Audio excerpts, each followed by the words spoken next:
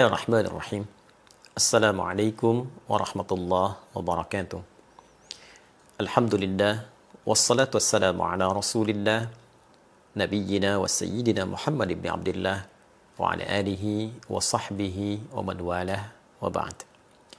Saudara-saudariku, dimanapun kita semua berada, semoga video ini menemui kita semua dalam keadaan sehat, keadaan yang baik, keadaan yang mulia dalam berkehidupan, dan dibimbing oleh Allah Subhanahu wa Ta'ala untuk melahirkan beragam aktivitas yang bermanfaat serta bernilai untuk dunia dan akhirat kita.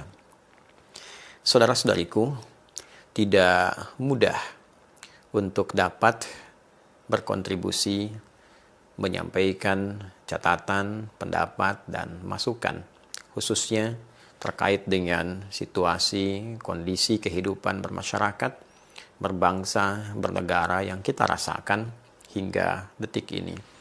Butuh waktu 1 pekan, 7 hari kurang lebih untuk mencermati secara bijak, mengamati dengan mendalam, menganalisis berbagai kompleksitas persoalan, baik itu sosial, politik, ekonomi, bahkan spesifik persoalan hukum.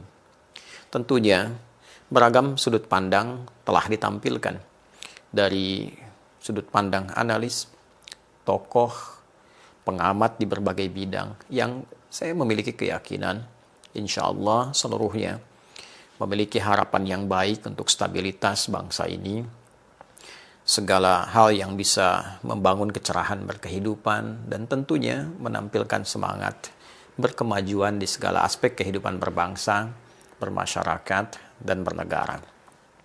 Dalam konteks ini, izinkan kami memberi dan berbagi catatan dari hasil pengamatan yang tentunya juga boleh jadi teman-teman melihat kondisi yang sama.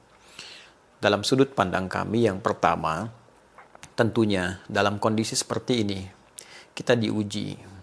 Dan kita sepakat dengan ujian itu, namun kesepakatan kita setidaknya bisa kita alirkan pada satu titik yang memberikan satu gambaran pada kita semua bahwa di titik ini kita memerlukan negarawan. Kita memerlukan sosok-sosok yang menempatkan kepentingan kehidupan bernegara, bermasyarakat, berbangsa di atas kepentingan-kepentingan pribadi, faksi, golongan, ataupun entitas-entitas tertentu. Terlepas dari berbagai macam kepentingannya, keinginannya, persoalannya, kita harus mampu kembali melihat, harus mampu kembali meresapi, merenungi akan perjuangan orang tua kita yang telah mengorbankan darah, keringat, air mata, materi, jiwa yang tak dapat dinilai, yang diwariskan dalam bentuk semangat dan pengetahuan di makam-makam yang bisa kita akses, di pelajaran sejarah yang kita kaji, yang semua pengorbanan itu diharapkan menghadirkan generasi masa depan, anak cucunya, kita semua yang meneruskan semua itu untuk mengisi pembangunan negeri yang telah merdeka ini, negara yang telah berdaulat ini, dalam kebaikan, persatuan, stabilitas, dan kemajuan yang menginspirasi. Tentu jika kesadaran ini kita bangun pada diri kita, dalam aspek apapun itu, tidak akan kita mengorbankan kepentingan yang lebih besar hanya untuk menampilkan keinginan-keinginan terbatas, bisa parsial, bisa individual. Terlalu besar pertaruhannya. Bukankah yang berkorban itu juga orang tua kita semua? Bukankah ada generasi ke depan, anak cucu kita, yang memiliki hak yang sama, bahkan lebih barangkali dibandingkan kita, untuk dapat meneruskan perjuangan dan menikmati kehidupan berbangsa, bernegara, bermasyarakat yang tenang. Dari sudut pandang ini, tentu beragam bentuk persoalan yang dirasakan kita tarik pada dimensi praktikal. Yang memiliki persoalan-persoalan hukum, Tidak harus dengan persoalan itu mengorbankan kepentingan yang sangat besar. Mohon maaf jika kalimat ini terlalu mendalam, tapi berapa banyak nyawa yang harus dikorbankan? Di samping materi, fasilitas umum, hal-hal yang mendukung kemaslahatan kehidupan bermasyarakat, berbangsa, mesti terkoyak hanya untuk melampiaskan hasrat tertentu. Dalam konteks kehidupan bersosial, apakah diharuskan satu aspirasi, keinginan diiringi dengan bentuk hal-hal yang sifatnya terlihat dan nampak merusak dalam konteks kehidupan yang lebih luas? Dalam kehidupan politik, apakah hasrat untuk meraih kekuasaan, kedudukan, mesti juga dibayar dengan pengorbanan yang luas, bahkan boleh jadi mengiris dan menghancurkan pondasi kehidupan berbangsa dan bernegara? Saya kira kita tidak menginginkan semua itu. Saya yakin semua kita anak bangsa menginginkan kehidupan yang tenang, yang baik. Dan di titik inilah sikap negarawan mesti ditampilkan. Kita membutuhkan, sekali lagi yang pertama, para pemimpin khususnya, para elit. Kita menunggu sifat-sifat negarawan yang sejati itu. Harus dibangun satu sifat kolektif untuk berkonsolidasi di semua aspek elit pemerintahan. Untuk melihat lebih dalam ke belakang, lebih jauh ke depan. Lihat kembali spirit perjuangan membangun bangsa ini. Lihat kembali anak cucu kita yang akan mengisi kehidupan berbangsa bernegara ke depan. Belum cukuplah kedudukan yang dititipkan sampai detik ini. Harta yang dihasilkan sampai detik ini. Kehormatan yang telah diberikan untuk membuat para elit-elit ini bersepakat membangun bangsa dengan suasana yang lebih baik. Ini persoalan yang pertama. Jadi bila semua sudah punya sifat kenegarawanan, walaupun tidak harus akumulatif 100%, saya kira di titik ini kita lebih bisa mengerti dan menyikapi persoalan dengan bijak. Kalimat ini tentu bagi sebagian kalangan awam dirasa masih lebih umum. Saya ingin berikan catatan-catatan dan masukan-masukan praktis yang sifatnya mungkin bisa lebih terakomodir dan boleh jadi wallahu a'lam, tapi kami berkeyakinan sedikit banyak mampu menyerap aspirasi di kalangan masyarakat luas. Dalam aspek hukum misalnya, bagi institusi-institusi yang terkait berkelindan dengan penanganan ini, di kepolisian misalnya, penting kiranya melakukan konsolidasi internal untuk bisa menyerap berbagai macam keluhan, kegelisahan, bukan hanya aspirasi yang dihadirkan oleh masyarakat, tapi juga mampu mencatat, mampu mendata keluhan apa saja, kegelisahan apa saja yang dirasakan oleh masyarakat umumnya terkait dengan interaksi yang terhubung dengan tugas-tugas kepolisian di lapangan. Tentu dengan catatan ini, bila kemudian diteruskan untuk membuka ruang komunikasi dengan menyerap segala bentuk kegelisahan, segala bentuk keluhan, atau secara umumnya aspirasi-aspirasi itu yang ditangkap dengan serapan yang baik, membuka ruang komunikasi, dan terjadi ruang dialog dengan masyarakat untuk menerangkan secara terbuka. Saya memiliki keyakinan bahwa setidaknya berbagai bentuk ekspresi-ekspresi yang ditampilkan saat ini, bahkan ada yang terlihat juga cenderung merusak dan sebagainya, itu bisa tereliminasi, termitigasikan, mana memang yang ingin menyalurkan kebutuhannya, mana memang tindakan kriminal yang harus ditindak. Lebih praktikal lagi, tentunya konsolidasi di dalam yang kuat, yang melahirkan satu kekompakan, satu komando untuk mengatasi beragam persoalan dengan cara-cara yang persuasif, yang baik. Ini tentu juga akan lebih cepat mengatasi eskalasi-eskalasi tindakan yang tidak baik yang terus kemudian statistiknya meningkat. Saya ambil contoh misalnya tentang almarhum Afan Kurniawan. Semoga Allah memberikan tempat terbaik, memberikan kesejahteraan dan kebaikan untuk beliau di alam kubur dan kemuliaan untuk keluarga yang ditinggalkan. Terlepas dari itu semua, bila mungkin bisa dilakukan dari pihak kepolisian Selain juga telah tentunya bertakziah, mengunjungi, dan melakukan pendekatan yang baik untuk keluarga, akan bisa lebih efektif jika orang tua dari korban ini bisa dipertemukan dengan 7 orang yang telah ditetapkan sebagai tersangka perbuatan dimaksud, dan 7 ini dipersilahkan meminta maaf, menjelaskan kondisi-kondisi mereka, meminta maaf kepada kedua orang tua. Lalu kedua orang tua memberikan respon dan menyampaikan pada masyarakat bahwa secara konstruksi sosial ini telah selesai.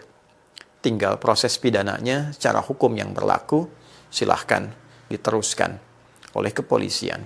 Tentu dengan pernyataan ini, saya kira tuntutan-tuntutan yang terkait dengan almarhum setidaknya bisa selesai, bisa tuntas. Alhamdulillah bila ada kesempatan 7 orang ini berziarah ke makam, diberi kesempatan dan menyelesaikan masalah sosialnya, tinggal fokus pada masalah pidananya. Di titik ini, saya kira itu bisa meredakan persoalan dan memitigasi di lapangan.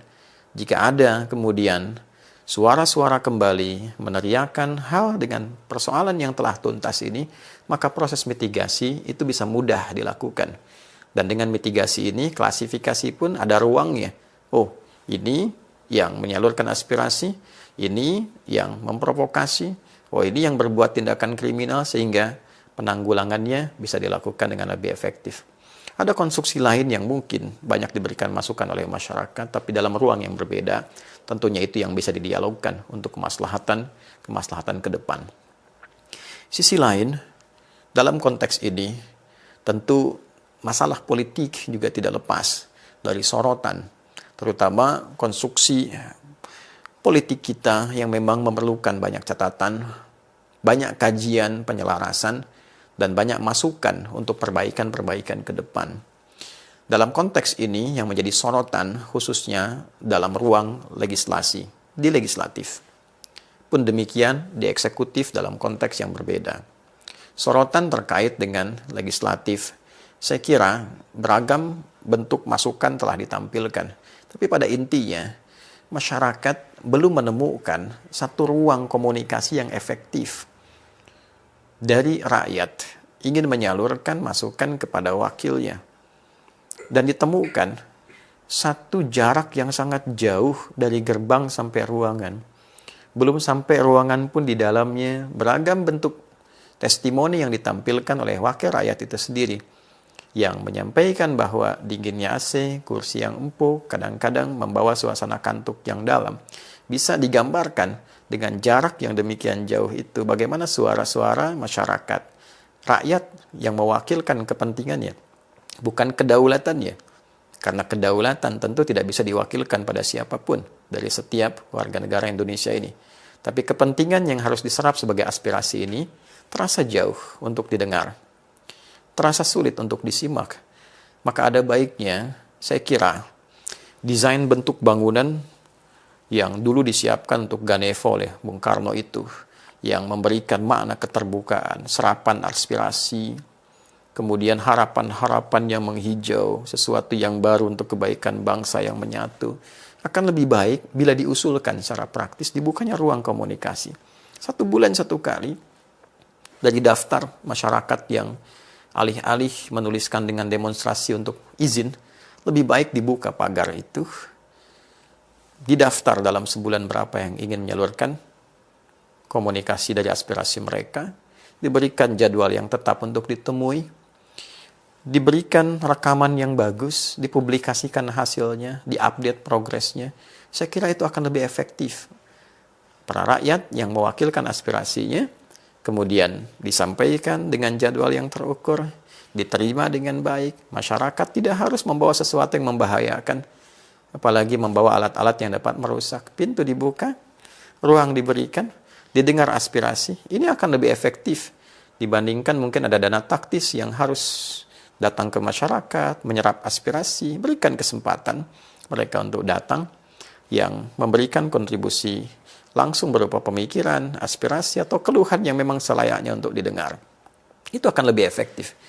Yang kedua, tentu terkait dengan pola komunikasi, dan ini telah banyak disoroti. Bukan hanya kemampuan untuk menyampaikan satu statement, bukan perkara public speaking. Saya kira penting juga para anggota dewan ini belajar tentang sosiolinguistik, melihat variabel-variabel di masyarakat, bisa memetakan dengan bijak sehingga bisa memberikan statement yang arif, yang tidak beresiko menurunkan bahkan menjatuhkan kehormatan para anggota dewan yang melekat sifat terhormat di dalamnya. Ini penting. Dan yang ketiga, saya kira ini persoalan mendasar dan cukup dalam. Dan ini butuh kajian yang lebih lagi. Konstruksi di legislasi kita itu didasarkan kepada satu penyatuan aspek politis. Di dalamnya ada ruang-ruang kepartaian, membentuk fraksi. Sementara dalam konteks kepartaian sendiri terlihat dari sudut pandang saat kita melakukan pemilihan umum, baik itu untuk legislatif, pun demikian pemilu untuk kepemimpinan dari level daerah sampai dengan pusat. Agak berat untuk tidak mengatakan bahwa sistem kepartaian saat ini yang ada lebih dekat kepada pola-pola industri, lebih dekat kepada pola-pola industri. Kalimat ini kiranya penting untuk dikaji, untuk dicatat. Sehingga resiko yang muncul, proses transaksional itu, mau tidak mau potensinya, mau tidak mau, sekali lagi, potensinya akan terlahir, baik diharapkan atau tidak diharapkan. Kos yang demikian besar untuk masuk, biaya yang timbul dari situ, yang kemudian harus dikembalikan entah dengan cara dan formulasi seperti apa. Sehingga pola ini membawa dampak pada kebijakan-kebijakan yang seringkali tidak mudah ya untuk dilakukan, yang seringkali membutuhkan satu bentuk kegiatan-kegiatan untuk sekedar melegitimasi hal-hal yang tadi ingin didapatkan, sehingga setidaknya bisa mengembalikan modal-modal yang telah dikeluarkan di awal. Ini menjadi perbincangan rahasia umum yang tersebar di masyarakat. Mungkin ke depan usulannya bagaimana konkretnya? Boleh jadi ke depan itu catatan kami, usulan kami, mungkin unsur DPR ini bisa dibagi dua. Dewan Perwakilan Rakyat bisa dibagi dua unsur. Satu, ada yang mewakili khusus dari aspirasi masyarakat dari daerah-daerah. Itu yang disebut dengan DPD, Dewan Perwakilan Daerah, yang mewakili menyerap aspirasi langsung dari masyarakat. Senator-senator itu. Mungkin akan baik bila 580 itu komposisinya bisa dibagi dua. Sehingga bila kita bagi dua, 580 dengan 290. Sekarang formulasi setiap provinsi diambil 4. Dan kadang tidak proporsional. Semua provinsi dengan populasi banyak atau sedikit, semuanya mewakili 4. Mungkin ke depan bisa difikirkan. 290 orang dibagi 38 provinsi dengan dasar proporsi yang jelas, populasi yang banyak, memberikan perwakilan yang cukup proporsional, dikonsep sehingga menyerap nanti kualifikasinya di masyarakat, bukan sekedar memilih tokoh, siapapun punya peluang. Entah itu intelektual, artis, komedian, pelawak, tapi membuat kualifikasi yang jelas. Anda bisa bayangkan menjadi dosen di kampus itu ada 24 syarat. Di antara syaratnya ada kesehatan rohani, kesehatan jasmani, bebas narkoba, ada uji A, uji B, uji C. Dan ini ingin menyerap aspirasi rakyat Indonesia. Kualifikasinya mesti jelas. Tingkat pendidikannya seperti apa, pengenalan terhadap daerahnya bagaimana, penguasaan terhadap masalah-masalah tertentu seperti apa. Jika ini bisa dilakukan, ini akan fokus menyerap kepentingan masyarakat, sehingga dalam konteks kehidupan berlegislasi, kepentingan masyarakat akan lebih terwakili. 290 lebihnya, ini bisa dinamakan dengan DPP, Dewan Perwakilan Partai. Jadi DPR dibentuk dari DPD dan DPP. DPP inilah nanti yang memiliki fokus yang tinggi dalam konteks politik untuk melakukan check and balance dalam kepentingan politik dengan eksekutif dari segi politik. Sehingga dengan itu, saya kira fokusnya akan sama-sama saling berimbangi. Yang satu mengawal jalannya pemerintahan, kebijakan-kebijakan politiknya. Yang satu menyerap aspirasi masyarakat untuk didialogkan, mencari chemistry dengan kepentingan politik yang baik, melahirkan kemaslahatan yang komprehensif. Mungkin boleh jadi bisa diterima ataupun boleh jadi bisa dikaji kembali usulan ini. Tapi dengan cara ini setidaknya cost untuk bisa dikeluarkan tidak terlalu melahirkan resiko-resiko transaksional untuk ke depan. Baik itu persoalan yang berada di lingkup dewan ataupun juga yang diterjemahkan dalam konteks pemerintahan di eksekutif. Karena bila pola ini terjadi, pada akhirnya semua kebijakan apapun yang akan dijalankan, dieksekusi dalam konteks pemerintahan di institusi manapun, karena harus bergerak berdasarkan undang-undang. Undang-undang dibahas kemudian di Dewan Perwakilan Rakyat dan tidak menutup kemungkinan potensi transaksional akan selalu terjadi. Tidak menutup kemungkinan, sehingga semua saling mengikat. Nah, ketika semua saling mengikat, kohesinya begitu kuat dan tersandera dalam berbagai hal, ya, inilah yang kemudian menyebabkan kadang-kadang keputusan-keputusan arah tidak menjadi jelas. Keputusan terikat dengan konsesi bersama, sehingga bila terjadi gejolak di arus bawah di masyarakat, keputusan tidak berlangsung cepat. Karena harus mempertimbangkan aspek ini, masukan ini, pertemuan ini, kesepakatan ini dan itu, sehingga dipastikan tidak ada masalah secara politik ke depan. Dipastikan tidak ada satu hambatan ya dalam konteks kepartaian ke depan dan sebagainya. Ini yang membuat kemudian kehidupan berbangsa dan bernegara dalam formulasi yang lebih luas tidak mudah untuk dilakukan. Saya kira sekali lagi rakyat tidak boleh ada yang lapar sesungguhnya. Teorinya demikian. Karena kadal faqru ayyakuna kufra. Ya, kelaparan itu seringkali mengarah kepada terbentuknya satu tekanan yang kuat ya untuk bertindak menyimpang. Jadi yang terjadi saat ini saya punya keyakinan kuat bahwa orang-orang ini orang-orang yang lapar, orang-orang punya kebutuhan yang mungkin tidak terperhatikan sehingga unsur-unsur lain masuk dan membuat suasana tidak kondusif. Yang kedua, tentu keamanan, sinergi. Kita dukung jangan sampai isunya bergeser terlalu jauh, benturan antar institusi, ya, membenturkan TNI dengan Polri misalnya, atau dengan kejaksaan, atau dengan yang lainnya. Tentu kita harus perkuat semuanya itu berdasarkan fungsinya masing-masing. Jangan sampai bergeser isu terlalu jauh sehingga kita tidak bisa merasakan satu stabilitas yang kokoh. Ya, saya berharap pada akhirnya kita tidak harus saling menuduh, menyalahkan satu dengan dua hal. Termasuk para ulama juga mengevaluasi diri, menempatkan sesuai porsinya masing-masing. Ormas-ormas melihat kepada sisinya. Saya kira sekarang kita bisa bersinergi. Di HUT Polri saya melihat bahwa Polri melibatkan unsur-unsur masyarakat. Dari NU saya lihat ada Bansar dalam parade, dari Muhammadiyah ada Kokam dan yang lainnya. Tentu kalau ini dilibatkan menjaga lingkungan masyarakat yang saat ini demonya dimasifkan, tapi malamnya entitas lain juga hadir dan tidak masuk akal. Demo apa yang dilakukan jam 12 malam, jam 1 malam, jam 2, jam 3 dini hari. Ya, saya kira klasifikasi itu penting untuk kita semua. Ya, adik-adikku yang masih remaja-remaja dan kita semua masyarakat semua, abang, kakak dan semua, kita bersaudara. Kita bersaudara. Kita bersaudara. Sebuah ras, bangsa, setanah air. Walaupun boleh jadi agama kita berbeda, keyakinan tidak sama, tapi kita sepanjang satu Indonesia, sepanjang satu negara yang sama, kita berkeluarga, bernegara. Mari kita berpikir ulang. Kembali lagi mengingat tentang keberadaan kita. Saling menyayangi. Ini lebih bulan Maulud, bulan terlahirnya Nabi Muhammad SAW, yang membawa risalah kasih tanpa batas, rahmat bagi kita semua, khususnya bagi umat Islam.